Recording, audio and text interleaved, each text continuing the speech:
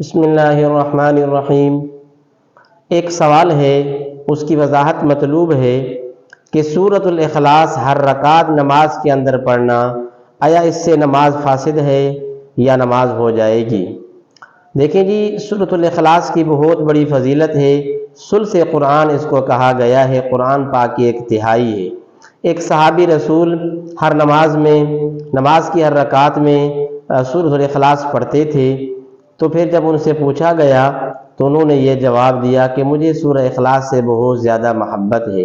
تو اللہ کے نبی کریم صلی اللہ علیہ وسلم نے فرمایا، اسی صورت کی یہ محبت تمہیں جنت میں لے جائے گی۔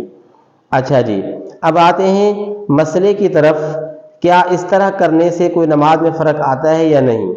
جہاں تک بات ہے فرائض کی، تو فرض نماز کے اندر ہر رکعت میں بار بار ایک سورت پڑھنا تو یہ صحیح نہیں ہے۔ اگر اس طرح کرے گا، دوسری صورتیں یاد بھی ہیں، کوئی عذر کوئی مجبوری نہیں ہے، دوسری صورتیں یاد بھی ہیں، تب بھی اس کو پڑھتا ہے تو یہ مکروہ تنزیہی ہے، اس لیے اس سے بچنا چاہیے۔ اور اگر مجبوری ہے، دوسری صورتیں یاد نہیں ہیں، تو پھر نماز ہو جائے گی۔ باقی نوافل کے اندر جو مسئلہ ہے، اگر نفل نماز ہے تو اس میں اگر بار بار ایک صورت پڑھتا ہے، یا سورہ اخلاص پڑھتا ہے، یا دوسری کوئی صورت یا آیت بار بار پڑھتا ہے، تو نوافل کے اندر لا حرج فی، کوئی حرج نہیں ہے۔ البتہ فرائض کے اندر اگر یاد نہیں تو یاد کرنی چاہیے، کم سے کم چھوٹی 10 صورتیں یاد ہونی چاہیے۔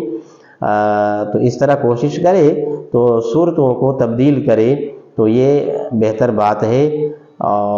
اگر یاد ہوتے ہوئے نہیں کرتا ہے تو مکروہ ہو جائے گا، اس سے بچنا چاہیے۔